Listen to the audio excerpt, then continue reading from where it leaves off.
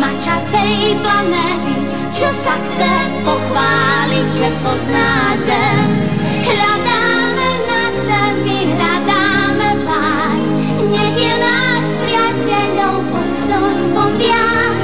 My sme Pípa a Pi z mačacej planéty, my sme tá posádka, čo ide sem. My sme tá posádka, čo ide sem.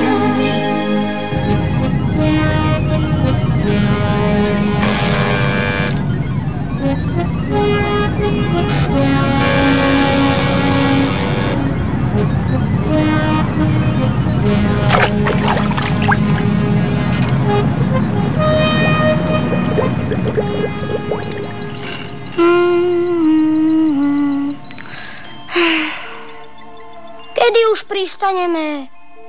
Práve sme pristáli. Jej, pozri, Pa. Tá myška ožila. Sama sa hýbe. To sa hýbe celá naša raketa. Asi má dajakú poruchu. Žiadna porucha, Pi. Iba sme pristáli na vode. Zasa na vode.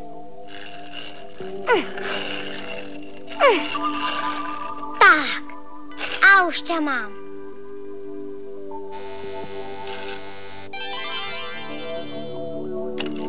Pozri sa, Pi.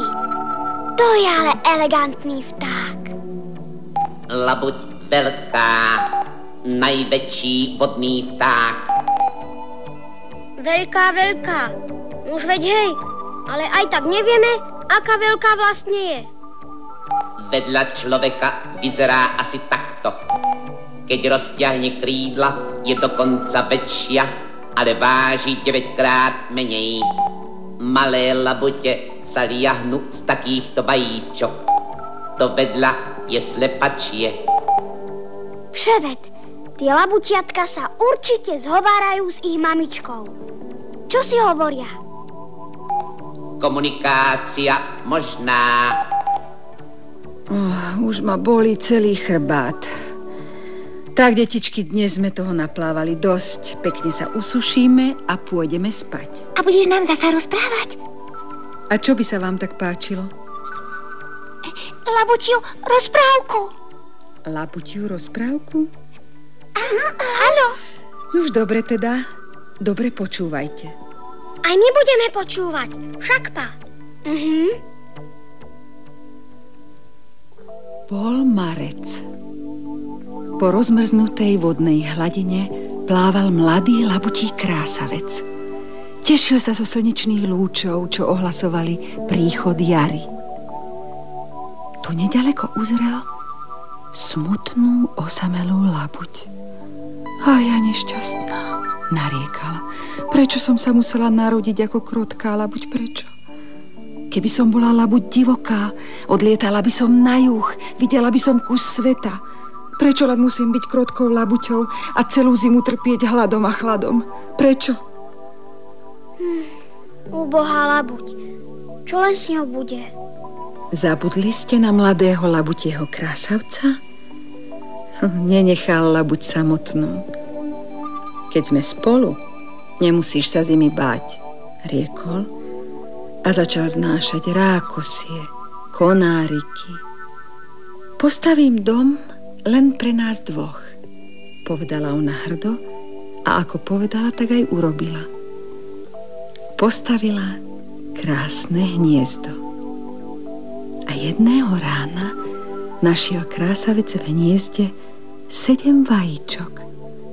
Uvedomil si, že z jeho milej labute sa zakrátko stane labutia mamička. A z neho labutí otecko. Striedal sa s ňou, keď sedela na vajíčkach a zohrievala ich. Chránil ju. Neváhal pustiť sa do boja s človekom. Aj psa zahnal na útek. Labuť bola pyšná, že má takého statočného a mocného druha. A on zasa, že má takú šikovnú družku, ktorá postavila najkrajšie hniezdo na celom jazere.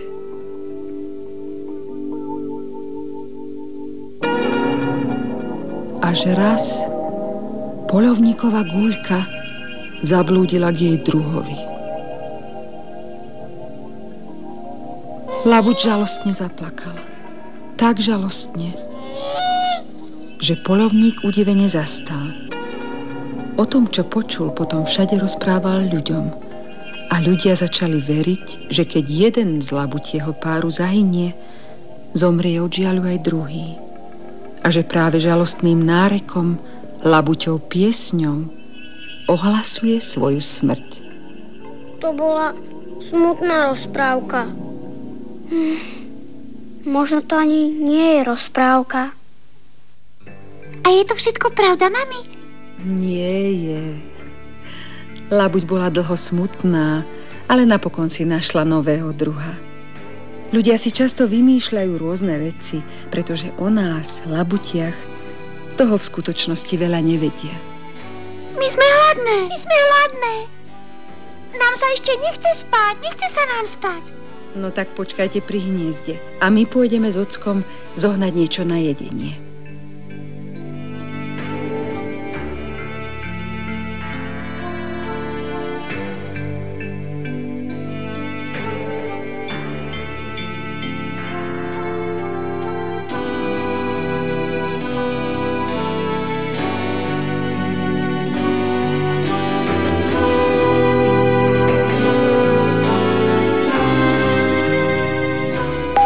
Labuť sa nevie potápať.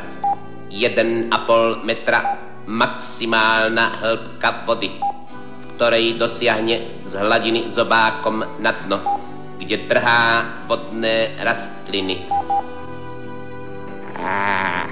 Nikde nič. Skúsme zaletieť na druhú stranu jazera. Zostaňte pekne v hniezde, nech sa nikam nezatúlate. My s oteckom o chvíľu priletíme.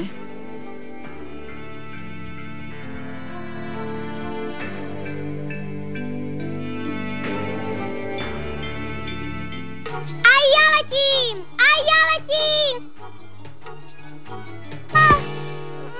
Labuť je dobrý a vytrvalý letec. A ja by som chcel byť takým pôvabným a vznešeným vtákom a vytrvalým letcom.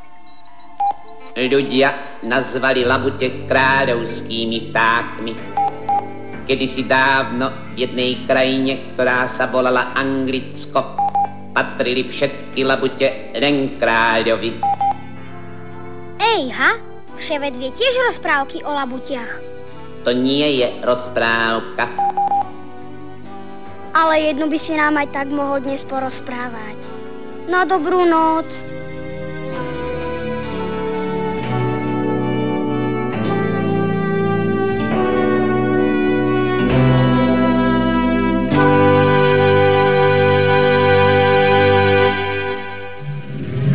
Hľadáme na zemi, hľadáme vás.